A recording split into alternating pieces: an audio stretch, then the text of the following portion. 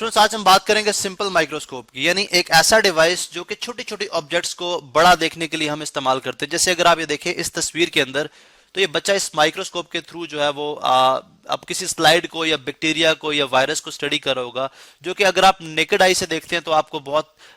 वो clear proper नजर ही नहीं आएगा, लेकिन अगर आप उसको माइक्रोस्कोप से देखेंगे तो आप उसको डिटेल्ड इमेज नजर आएगा, एक बहुत एनलार्ज इमेज नजर आएगा। अब माइक्रोस्कोप किस प्रिंसिपल पे काम करती है, किस तरह से काम करती है, हम इसके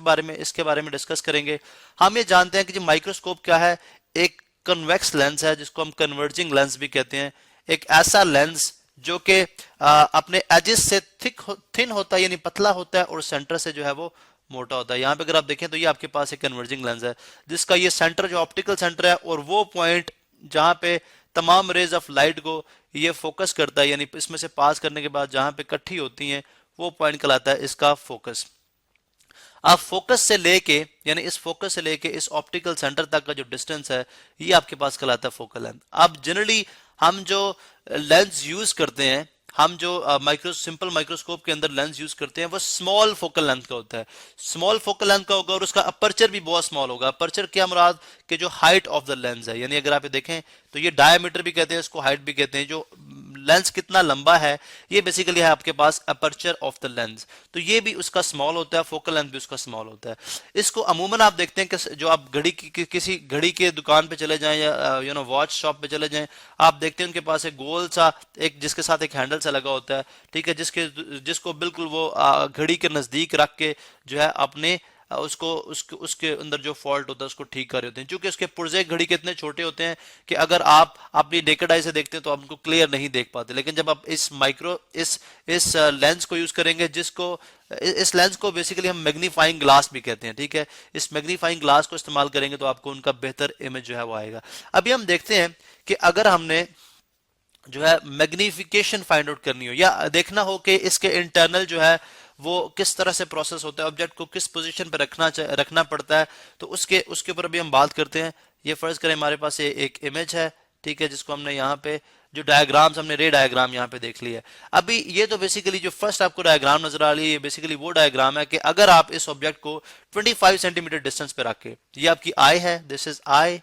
ठीक है, अगर आप इसको 25 सेंटीमीटर डिस्टेंस पे रखेंगे और इसको आप इसका इमेज देखेंगे आप इस ऑब्जेक्ट को, जो कि बहुत स्मॉल साइज का है, तो आपकी आई के ऊपर ये एंगल अल्फा बना रहा है, ठीक है, मतलब बहुत स्मॉल एंगल है, ये बहुत स्मॉल एंगल होगा कि आपको ये ऑब्जेक्ट क्लियर नजर नहीं आएगा। आप 25 सेंटीमीटर पे क्यों रखा है, ये आप जानते हैं कि जो ह्यूमन आई की जो एबिलिटी है, यानी जहां तक वो यानी जो नजदीक तरीन ऑब्जेक्ट को क्लियरली देख सकते हैं, वो कितना है 25 सेंटीमीटर, जिसको हम कहते हैं least distance of distinct vision. और यहाँ पे मैंने डी से मेंशन भी कर दिया, इसको स्मॉल डी से हम उसको रिप्रेजेंट करते हैं। इसी तरह से अब हमने क्या किया, अब आई से पहले हमने एक लेंस रख दिया, जो आप यहाँ पे देख रहे हैं ये वही लेंस है, कन्वर्जिंग लेंस है, जिसको हमने जो है वो कन्वेक्स लेंस, जिसे हम कन्वेक्स लेंस भी कहते हैं। अब हमने क्या किया, जो स्मॉल ऑब्जेक्ट था उसको रख दिया इस लेंस के फोकस और ऑप्टिकल सेंटर के दरमियान, यानी फोकस और ऑप्टिकल सेंटर पॉइंट मैंने ऑलरेडी एक्सप्लेन कर दिया हुआ है कि centre of the lens optical centre है, और वो पॉइंट जहां पे तमाम रेज ऑफ लाइट अगर आप इस साइड से बैंड करेंगे, क्योंकि दोनों तरफ से इसके फोकस हो सकते हैं, जिसको हम फोसाई कहते हैं,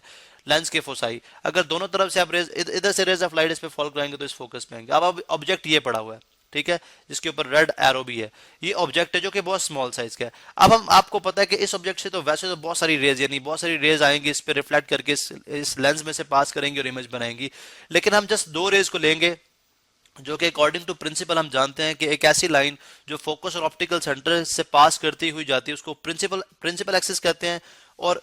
वो रेज ऑफ लाइट जो कि प्रिंसिपल एक्सिस के पैरेलल होती है, वो क्या करती हैं, वो इसमें से पास करने के बाद डेफिनेटली वो कंफर्म बात है कि वो फोकस में से पास करेंगी। लेकिन यहाँ पे चूंकि हमने आंख रखी हुई है तो हम जस्ट आई का क्या बात कर रहे हैं कि अगर आप ये देखें, ये रे ऑफ लाइट है जो कि इस प्रिंसिपल एक्सिस के पैरेलल है, ये लेंस में से पास करेगी according to laws of refraction. यानी अगर आप देखते हैं तो यहाँ पे अगर आप नॉर्मल ड्रॉ करते हैं, ठीक है, एक परपेंडिकुलर डिस्टेंस, सॉरी, ठीक है, जो कि हम डायरेक्शन, वेव की डायरेक्शन कितनी डिविएट होती है वेव, उसको स्टडी करने के लिए हम ड्रॉ करते हैं, ये नॉर्मल हमने ड्रॉ किया, तो हम जानते हैं कि ये एयर है, आपकी हवा है, और ये आपका क्या है, ग्लास, यानी ग्लास एक डेंसर मीडियम है, ठीक है, फिर अगेन एयर। तो आप देखें रे ऑफ लाइट जो है एयर में से एंटर हुई ग्लास में से, बेंड की टुवर्ड्स नॉर्मल, और जब ग्लास में से एयर में जाएगी, ठीक है, यहाँ पे देखो तो बेंड करेगी अवे फ्रॉम द नॉर्मल, तो नॉर्मल से ये अवे करी तो आपकी आंख के अंदर आ रही है। इसी तरह दूसरी रे जो हमने यहाँ पे ली है वो अगर आप ये देखें जिसके ऊपर ये ग्रीन एरो है, ये रे ऑफ लाइट जो कि ऑप्टिकल सेंटर में से पास करती है, क्योंकि हम दो ही रेज लेते हैं, ठीक है, जो रे ऑप्टिकल सेंटर में से पास करेगी वो डेफिनेटली